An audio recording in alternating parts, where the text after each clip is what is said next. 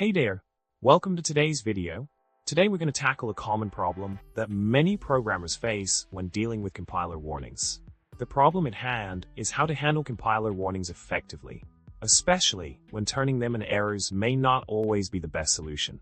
This can be crucial in preventing warnings from being overlooked in a codebase, particularly in larger projects or automated build systems. So, how can we navigate this dilemma effectively? Now, let's delve into the solution. The key lies in a smart approach where we compile the code in two distinct ways within a single compilation step. By using the where equals foo option, we can turn a specific warning, let's say foo, into an error. On the other hand, the no error equal bar option allows us to treat a different warning, let's call it bor, as a warning even when using the where flag.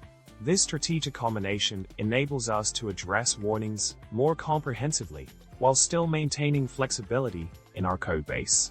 In summary, we've explored a practical solution to the challenge of managing compiler warnings effectively without overwhelming our codebase. By leveraging the where equals foo and no error equals bar options intelligently, we can strike a balance between addressing critical warnings and allowing for a smoother transition in more complex projects. I hope this insight proves valuable in optimizing your development process. Remember to subscribe, like, and comment below with your thoughts. Happy coding!